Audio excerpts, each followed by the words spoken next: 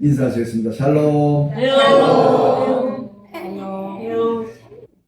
또 한 번 인사하겠습니다. 성령이 오셨습니다.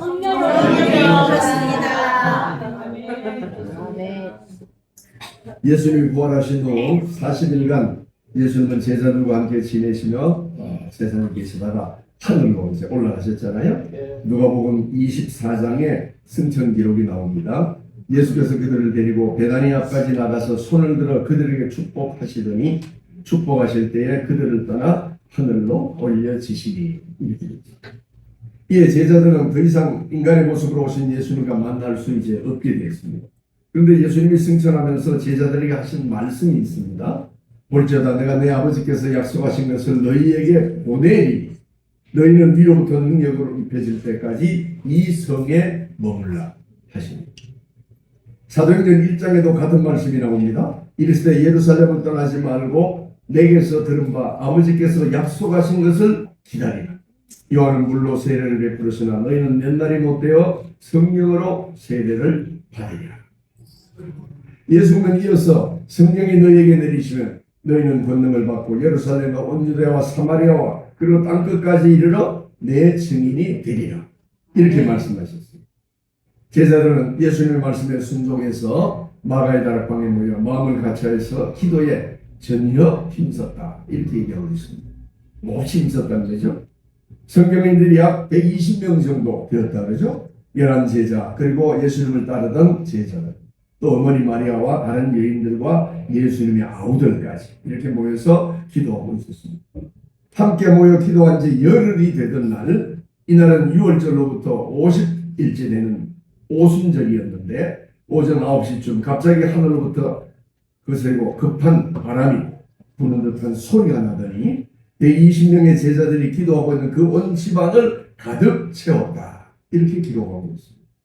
그리고 불길이 솟아오를 때 나타나는 혀처럼 갈라지는 불길이 각 사람 위에 내려 앉았습니다. 그러자 모인 무리들이 모두 성령으로 충만하게 되어서 성령이 시키는 대로 각각 방언으로 말하기 시작했습니다. 예수님이 약속하신 하나님의 영이 임했습니다. 성령은 폭풍이 부는 소리처럼 들을 수 있게 그리고 불꽃 속에 볼 수 있도록 그렇게 임했고 그 불꽃의 각 가닥이 기도하는 120명의 사람들 머리 위에 내려 앉았습니다. 이것이 오순절에 임한 성령 강림입니다. 하나님 자신의 임재를 알리는 성령 강림 사건입니다. 물론 구약시대 때에도 성령이 있었습니다. 그때도 성령이 임하셨어요. 그때는 성령이 특별한 목적을 위해서 특정한 사람에게 한정되게 임했죠. 예를 들면 구약의 선지자들에게 성령이 임해서 그 시대에 필요한 예언의 말씀을 전했습니다. 그러나 오순절 성령이 강림한 것은 이제 예수 그리스도를 믿는 모든 사람에게 성령이 임한다는 것을 보여주는 그런 징표입니다. 본문은 성령 강림이 세 가지 표적을 기록하고 있습니다. 뭐로 나타났습니까? 바람과 불과 방언입니다. 유대인들에게 바람과 불과 방언은 하나님의 임재를 나타내는 그런 표시로 여겨졌습니다. 먼저 성령은 모든 것을 위압하는 강렬한 바람으로 큰 소리와 함께 임했습니다. 급하고 강한 바람 같은 소리가 있어 온 집에 가득하더니 이는 성령의 능력과 성령의 충만함을 우리에게 보여주는 거죠. 예수님은 요한복음에서 니고데모에게 사람이 물과 성령으로 거듭나지 아니하면 하나님 나라에 들어갈 수 없다고 하시면서 바람과 성령의 관계를 비유로 말씀했지요. 요한복음 3장 8절에 보니까 바람이 입으로 불매 내가 그 소리는 들어도 어디서 와서 어디로 가는지 알지 못하나니 성령으로 난 사람도 다 그러하니. 바람이 원하는 것으로 임의로 불듯이 성령으로 거듭난 사람은 자신의 뜻이 아니라 성령의 뜻을 따라서 살아가게 된다는 것입니다. 바람 같은 성령은 우리 영혼 속에 있는 온갖 옳지 못한 생각, 추한 생각, 그리고 거짓된 생각, 가짜 생각, 망상을 몰아내시고 깨끗한 마음으로 준비시켜 주십니다. 사실 우리 마음속에 있는 온갖 악한 생각을 일순간에 쓸어내는 것은 성령의 바람만이 할 수 있는 일입니다. 성경은 때로는 어린이 숨결처럼 부드럽게 불어와서 우리의 마음을 감동시킵니다. 때로는 거부할 수 없는 강한 힘으로 불어와서 인생의 어려운 문제를 시원하게 풀어주십니다. 우리가 해결하지 못하는 게 많잖아요. 성령이 올 때 비로소 그 문제가 풀리는 거예요. 우리의 생각과 느낌과 의지와 행동을 성령의 뜻에 맡기고 순종하며 사시기 바랍니다. 성령의 바람이 우리 마음속에 그리고 우리 가정에 우리의 삶에 우리 교회에 불어올 때 거기 비로소 생기와 건강이 넘치고 또 참된 교제가 이루어지고 생명이 살아날 줄 믿습니다. 성령의 바람은 우리에게 신선한 활력을 불어넣어서 우리의 불안과 염려와 근심이 사라지게 그것을 다 몰아내 줍니다. 우리가 머리로 암만 생각해도 염려가 사라지지 않지만 성령이 임할 때 우리의 모든 염려와 불안이 사라질 줄 믿습니다. 그러나 성령의 바람이 어떤 개인이나 교회나 사회에 불어오는 것을 멈춰버리면 그건 어떻게 됩니까? 그것이 쇠퇴하고 무기력하고 죽음의 세력이 그곳에 기생하게 됩니다. 그러므로 우리는 성령의 바람처럼 그 바람 같은 성령을 의지하고 믿음으로 살아가시기 바랍니다. 성령 강림의 또 하나의 표적은 불입니다. 불의 혀처럼 갈라지는 것들이 그들에게 보여 각 사람 위에 하나씩 임하여 있더니 커다란 불덩어리가 혀 같은 모습으로 각 사람 머리 위에 임했다는 거예요. 대낮이었지만 밝게 타는 불이 눈에 보였습니다. 불길이 지금 우리 눈에 보이잖아요.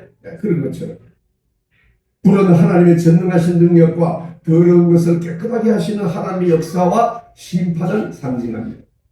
그래서 이사야 선지자는 그의 입술에 숯불이 닿음으로써 그의 사명이 새롭게 되는 것을 경험했습니다. 이사야 6장 6절 7절에 보니까 그 스랍 중에 하나가 부젓가락으로 제단에서 집은 바 핀 숯을 소철에 가지고 내게로 날아와서 그것을 내 입술에 대며 이르되 보라 이것이 너의 입에다 하시니 내 악이 제하여졌고 내 죄가 사하여졌느니라 하더라. 이사야는 천사가 제단 숯불을 그의 입술에 댄 후에 그의 죄악이 사하여졌습니다. 그리고 누가 우리를 위하여 갈꼬라는 그 주님의 부르심에 대해서 내가 여기 있나이다 나를 보내소서 하고 담대하게 대답할 수 있었습니다. 우리가 하나님의 일에 충성하고 봉사하고 헌신하는 것은 성령이 그의 마음에 역사하시기 때문에 그렇습니다. 성령의 불이 우리의 마음을 타게 하기 때문에 우리가 하나님의 일에 봉사할 수 있습니다. 성령은 불로 인해서 우리의 거칠고 완악한 마음을 태우고 냉랭한 마음을 녹입니다. 그리고 따뜻하게 해서 다시 주님이 주신 사명으로 불타오르게 합니다. 불같은 성령은 우리 속에 불순물을 태워서 마음을 깨끗하게 하고 우리 속에 참된 경건과 사랑을 일깨워 줍니다. 성령의 불이 임할 때에 역사가 일어납니다. 찬양 가사에도 나오잖아요. 불같은 성령이 임하셔서 풍성한 은혜와 주 사랑 주소서. 많이 부르는 찬양이죠. 역사하소서. 이 시간에 기도합니다. 성령의 충만 역사하소서 이렇게 됩니다. 이 시간에 이렇게 찬양. 그러나 우리가 이 부정한 마음 그냥 가지고 있으면 되지 않죠. 그래서 우리의 부정한 마음 그로 인해서 우리 입술에 나오는 불결한 말도 다 제거하시는 것은 성령의 불이 임할 때 그렇게 될 줄 믿습니다. 아멘. 성령 강림의 세 번째 표적은 방언이에요. 성령이 강림하시자 다락방에 모여 기도하던 모든 사람들은 다른 언어로 말하게 되었습니다. 여기 다른 언어라고 하는 것은 외국어를 말합니다. 방언이 두 종류가 있잖아요. 우리가 서로 알아듣지 못하는 방언이 있고 대부분의 방언이 그런 방언이 많지만 또는 외국어를 직접 전혀 배우지 못하는 사람. 성령이 강림하자 기도하던 주님의 제자들은 자신이 전혀 들어보지도 못하고 알지도 못하는 외국어가 입에서 터져나옵니다. 제자들은 자신들이 배운 바가 없는 언어로 말하기 시작했고 다른 여러 나라에서 온 사람들은 그것을 이해했습니다. 이들이 들은 것은 자신들이 사용하는 그런 언어였습니다. 이것은 때가 되어서 이제 하나님께서 당신의 뜻대로 모든 역사를 이루시기 위하여 성령이 강림한 증거들로서 주어진 것입니다. 인간의 어느 장벽이 무너져 버렸으니 이는 성령만이 하실 수 있는 역사인 줄 믿습니다. 아멘. 전혀 안 배운 사람이 중국어를 어떻게 하겠어요? 불가능한 일이잖아요. 우리 개그맨들이 가끔 중국어를 비슷하게 하잖아요. 또 들어보면 전혀 모르는 사람이 들으면 이상하다는 거예요. 비슷하게 하는 거예요. 그러나 사실은 중국어 아니고 가짜죠. 하나님은 창세기에서 바벨탑을 쌓아 하늘까지 높아지려는 인간의 교만함을 보시고 사람들의 언어를 혼잡하게 하셔서 서로 알아듣지 못하게 함으로 사람들을 다 흩어버렸습니다. 그런데 성령 강림으로 제자들이 자신들이 알지 못하는 외국어를 말하고 이를 다른 사람들이 알아듣도록 함으로써 혼잡하게 되었던 문화가 다시 회복되는 역사가 일어나게 되었습니다. 제자들이 자기 나라 언어로 말하고 있는 그 소리를 듣고 놀란 사람들은 오순절을 지키기 위해서 예루살렘에 와 있던 경건한 유대인들이었다. 이렇게 기록하고 있습니다. 유대인들은 원래 옛날에 애굽에서 탈출을 기념하는 그 유월절을 지켰는데 이로부터 50일간을 축제 기간을 가졌는데 그 마지막 날이 바로 오순절이잖아요. 이 마지막 날 오순절에 하나님께서 시내산에서 율법을 이스라엘 백성에게 준 날이라 이렇게 생각했습니다. 그래서 이 날을 율법을 받은 날로 기념을 했어요. 그래서 주변 여러 나라에 흩어져 살아가던 유대인들과 또 유대교로 개종한 많은 이방인들이 오순절을 지키기 위해서 예루살렘에 와서 머물고 있었는데 이들이 성령 강림을 직접 목격하게 된 것입니다. 이들은 제자들이 갈릴리 사람으로서 배우지 못한 사람이었는데 자신들의 언어로 말하는 것을 듣고 하나님이 행하신 큰 일이라고 놀라워했습니다. 누가는 이들 중에 15개 나라의 지역 이름을 얘기하지요. 9절부터 11절에 보니까 우리는 바데 사람과 메데 사람과 엘람 사람이고 또 메소포타미아와 유대와 갑바도기아와 본도와 아시아와 불기아와 밤밀리아와 이집트와 구레네 근처 리비아 여러 지역에 사는 사람이 또 나그네에 머물고 있는 로마 사람, 유대 사람과 유대교에 개종한 사람과 크레타 사람과 아라비아 사람이야. 이렇게 15개 나라를 얘기합니다. 우리가 다 우리의 각 언어로 하나님의 큰 일을 말함을 듣는도다. 이렇게 말했습니다. 누가가 열거한 이런 나라와 지역들은 유다의 각 지방 그리고 지중해를 중심으로 한 근동 지역과 유럽의 여러 나라들입니다. 동쪽과 서쪽 그리고 해안과 광야에 퍼진 모든 나라를 열거합니다. 이는 복음이 이처럼 세계 각국의 각 나라의 말로 전파될 것을 상징하는 그런 의미를 가지고 있습니다. 장래에 하나님의 말씀이 이렇게 퍼져나갈 것이라는 것을 미리 보여주신 거예요. 과연 오늘날 성경은 온 세상의 언어로 번역되어서 전파되고 있습니다. 작년 말 기준으로 세계 성서공회에 의하면은 세계에는 그 아주 한 100명이 사용하는 언어로부터 중국 언어 수십억이 사용하는 그런 언어가 있잖아요. 세계에는 7,393개 언어가 있다고 합니다. 그 중에 신구약이 한 권이라도 번역된 언어는 4,121개 언어. 완전히 신구약 모두 성경이 다 번역된 언어는 795개 언어. 대단하죠? 795개 언어로 성경이 지금 다 번역되어 있어요. 성경 하나 번역하는데 짧게는 10년, 길게는 30년이 걸린다고. 한 성경이라도 번역된 언어가 3,326. 대단합니다. 아직 성경이 번역되지 않은 언어도 3,272개가 남아 있습니다. 선교사들이 이를 번역하기 위해서 각 곳에 세계 번역 기구를 만들어서 지금 애쓰고 있습니다. 사도는 성령이 강림하자 모든 사람들이 알아들을 수 있는 말로 하나님의 큰 일을 전파하기 시작했습니다. 아마도 제자들의 방언은 우리가 추측하기에 잠시 동안이 아니라 꽤 오랜 시간 지속되었을 것으로 이렇게 볼 수 있는데 아마 후에는 이 성령 강림 후에는 제자들이 이 방언이 다락방에서만이 아니고 제자들이 다니고 있던 그 지역 주변의 거리와 또 학자들에 따르면 예루살렘 성전에 있는 이 솔로몬 행각까지 퍼져나갈 것으로 그렇게 퍼져나간 것을 그렇게 봅니다. 그래서 솔로몬 행각이라는 게 예수님이 주로 활동하시던 그 아지트 같은 그런 곳이잖아요. 그곳에서도 하나님의 많은 사람들이 와서 보았을 것이다. 이렇게 학자들이 얘기합니다. 성경은 각 민족에게 권위 있게 복음을 전할 수 있도록 제자들에게 각각 듣는 사람의 언어를 구사할 수 있는 그런 재능을 주신 거예요. 어느 날 갑자기 우리 임선아 선생님 갑자기 하나님의 성령의 충만해서 영어, 불어, 러시아어 이런 걸 다 할 수 있게 됐다 이 말이에요. 대단한 분이세요. 버텨간 사람도 한 6개국어. 멕시코는 날 포르투갈. 제자들은 의미 없는 말을 중얼거린 게 아닙니다. 예수 그리스도의 복음의 진리를 마치 모국어를 사용하여 얘기하듯이 유창하게 이 외국어를 사용한 거예요. 아마도 사도들은 필요에 따라서 여러 언어를 구사할 수 있도록 하나님께서 재능을 주지 않았을까, 이렇게도 추측해 볼 수 있습니다. 말을 이해하지 못하면 소통이 이루어지지 않잖아요. 성령은 복음이 온 세계의 언어로 증거되도록 역사해 주신 겁니다. 성령 강림을 목도한 경건한 유대인들은 어떻게 됩니까? 나중에 오순절이 지난 후 자신들이 살던 곳으로 다시 돌아가서 복음의 증거자가 된 줄 믿습니다. 내가 갔더니만 이런 일이 일어났는데 하나님의 말씀이다, 그렇게 해서 증거한 거예요. 자신들이 보고 들은 성령의 역사를 담대하게 증거하게 되었습니다. 만약 온 세계의 언어로 복음이 증거되지 않았으면 복음이 초기에 전파하는데 얼마나 큰 어려움과 장벽이 되었겠습니까?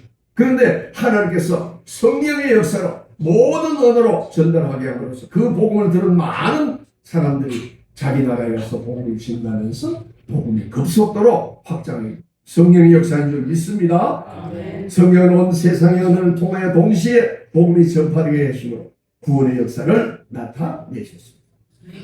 모든 사람이 성령의 강림을 놀러가는 가운데 또 그렇게 믿지 않는 사람도 있죠.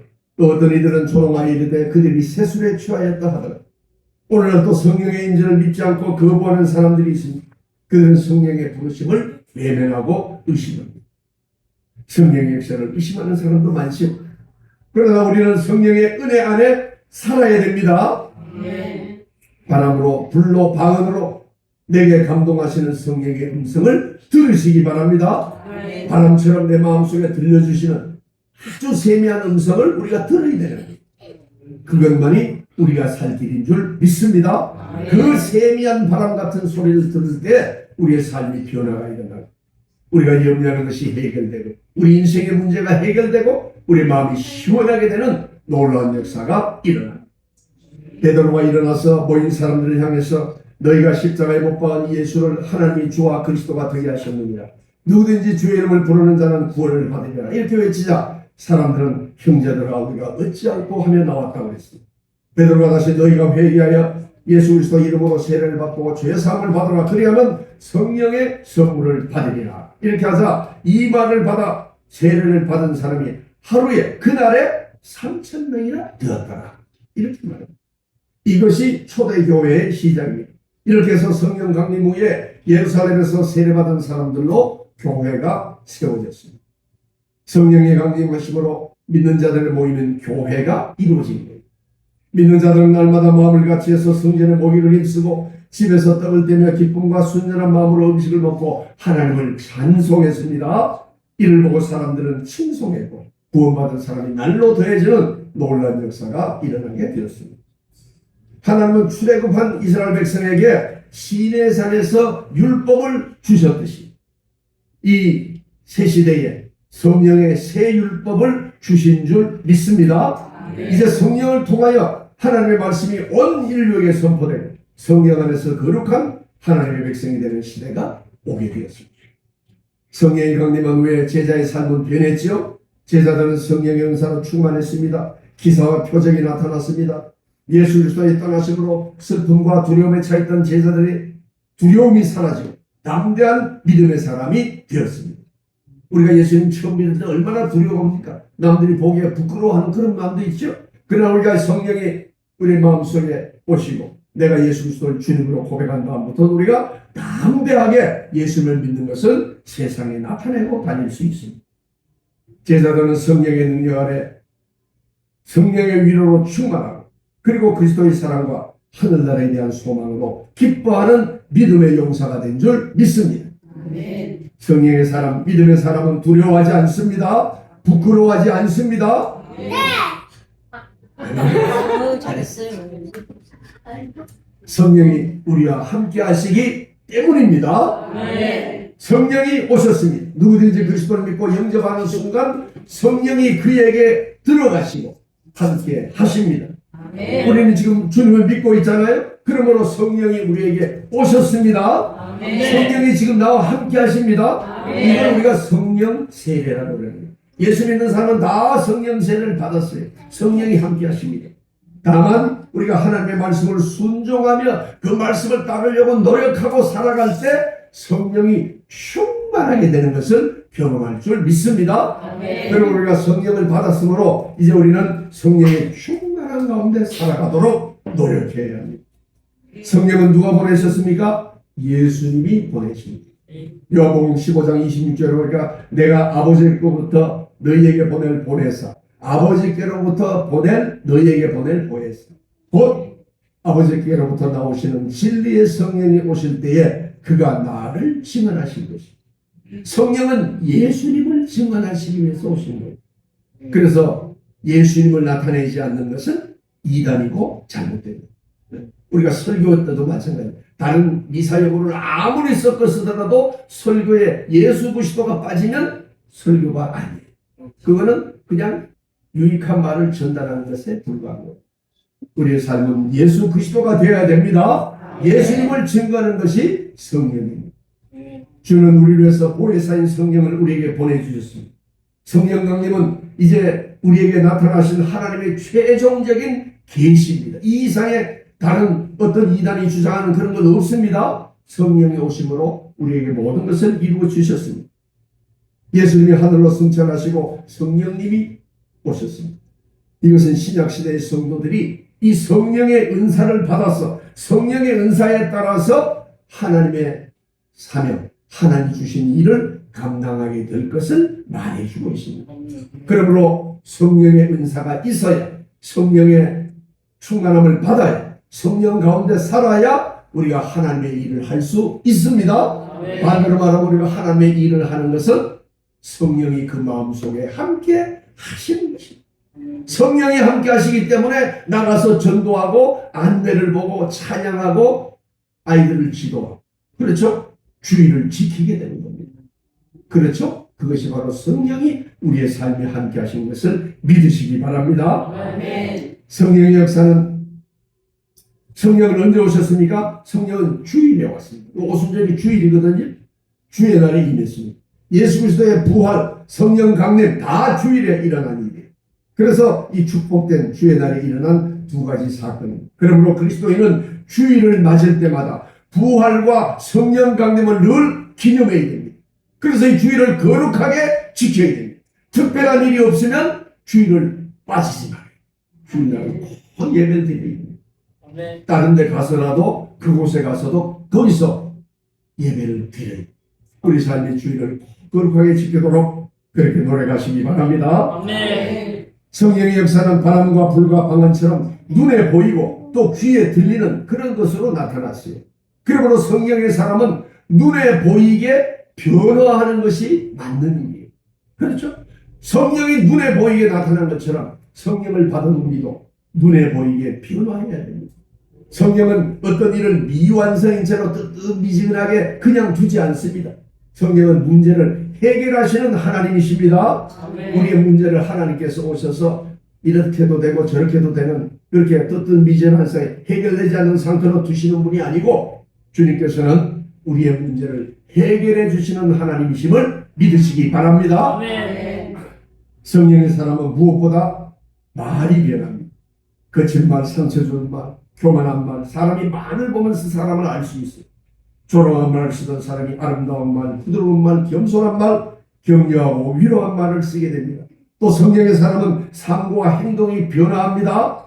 실망하고 좌절한 모습, 연약하고 두려워하는 모습, 이런 모습을 떨치고 담대하게 그리고 희망이 넘치고 적극적인 모습으로 십자가를 든든히 붙잡고 날마다 이기며 나아가는 모습으로 주님을 온전히 의지하며 기쁨과 감사함으로 모든 절망을 이기는 그런 삶의 모습으로 변화하는 줄 믿습니다.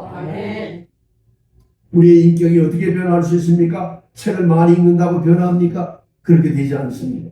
오직 성령을 힘입을 때 비로소 가능합니다.